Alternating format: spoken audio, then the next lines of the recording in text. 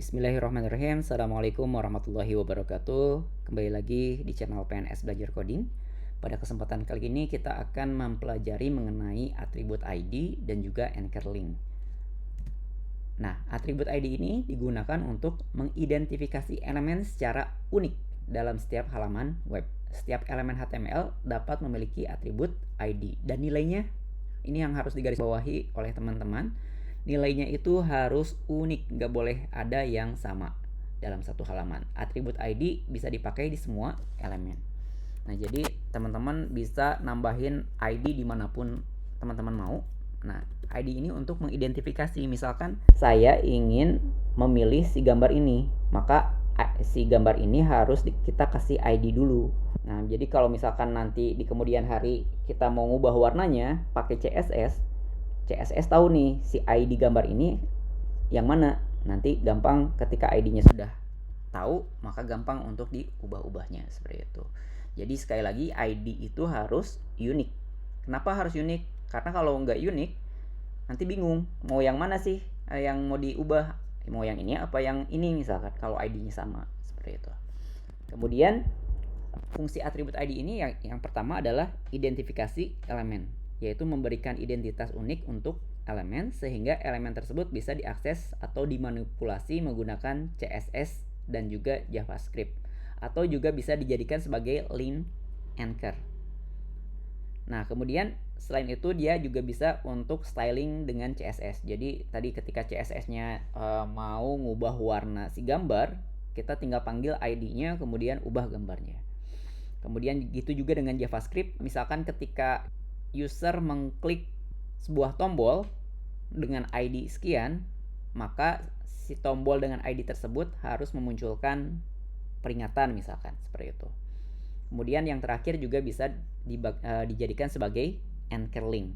Nah, ID ini digunakan sebagai target untuk anchor link, memungkinkan pengguna melompat ke bagian tertentu di halaman. Nah, apa itu anchor link atau link jangkar? Ini adalah link yang digunakan untuk mengarahkan pengguna ke bagian tertentu di halaman yang sama atau di halaman lainnya. Anchor link menggunakan atribut ID sebagai targetnya. Jadi praktek terbaiknya gunakan ID yang deskriptif, misalkan paragraf 1. Nah, biar lebih gampang bikin ID yang mudah diingat dan juga mendeskripsikan elemen apa yang sedang dipilih seperti itu. Kemudian pastikan ID-nya unik. Kemudian hindari spasi dan juga karakter khusus. Dan juga gunakan anchor link untuk navigasi. Kita akan coba praktek. Jadi kita akan coba memberikan ID di teks dan heading ini. Teks heading di sini ID-nya adalah judul utama, atau jangan yang di sini. Yang di sini adalah ID-nya judul utama. Kemudian yang ini ID-nya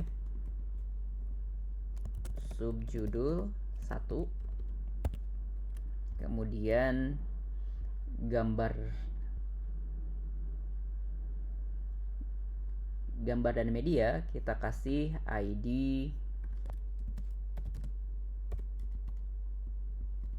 gambar 1 misalkan. Kemudian audio kita kasih ID audio 1. Kemudian video kita kasih ID video 1. Tabel kita kasih ID tabel 1 misalkan seperti itu. Oke, yang formulir kita kasih ID formulir 1, dan yang iframe kita kasih ID iframe. Nah, untuk jadikan anchor link kita bisa menambahkan di sininya tanda pagar, kemudian ID-nya. Misalkan kita akan menuju ke gambar 1, berarti di sini pagar gambar 1. Kemudian di enter, maka dia secara otomatis langsung ke gambar 1. Kemudian kita ingin langsung ke audio, misalkan di sini ID-nya audio 1, berarti pagar audio 1. Nah, seperti itu. Kemudian pengen langsung ke formulir, berarti di sininya pagar formulir 1 misalkan. Ini nggak harus 1 ya, teman-teman bisa membuat nama sebebas teman-teman, asalkan tadi nggak boleh ada spasi dan juga karakter-karakter dihindari seperti itu. Kemudian enter. Nah, formulirnya kenapa nggak bisa? Ternyata di sininya salah, harusnya formulir. Nah, dia langsung ke formulir.